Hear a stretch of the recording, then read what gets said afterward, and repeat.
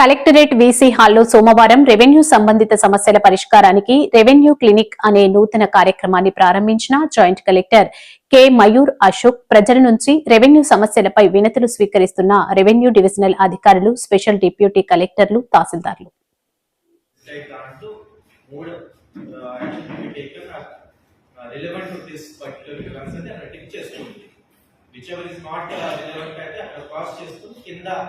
ఇది కాకుండా ఇంకా యాక్షన్ టు బి టేకెన్ ఏదైనా ఉందా అని మీరు అక్కడ మెన్షన్ చేసుకోవచ్చు.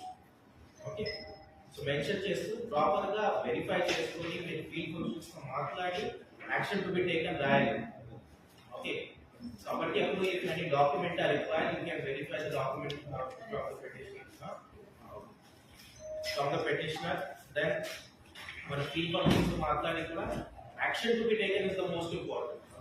This is the main USP of this particular process, because we are here immediately, we are working on it.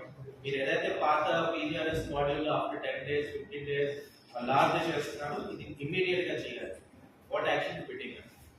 Many of the cases field verification is not required, and required ఉంటే that also should happen immediately within 1 or 2 days. So కొన్ని cases లో for example ROR cases ఉన్నాయి. ROR లో mutation cancel చేయాలి, మా పేరు రాలేదు, అలాంటి కేసెస్ లో డైరెక్ట్ గా ఆడియో కాకుండా tahsildar level first you have to pass order, maybe rejection order. So order మీద అపీల్ విత్ ద ఆడియో.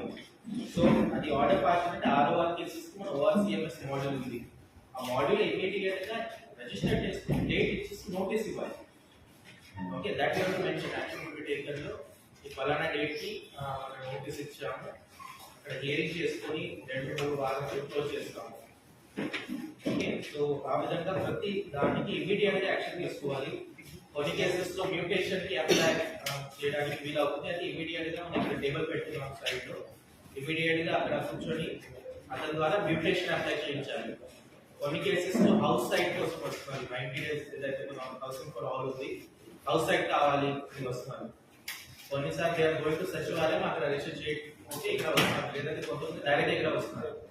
అలాంటివి ఇమీడియట్ గా డైరెక్ట్ చేసుకుని అది హౌసింగ్ అప్లికేషన్ పెట్టుకోవాలి. ఇమీడియట్ గా BRC ఇన్స్ట్రక్షన్ ఇచ్చి కూడా ఫీల్డ్ ఇన్స్పెక్షన్ ఇమీడియట్ గా స్టార్ట్ చేసుకోవాలి.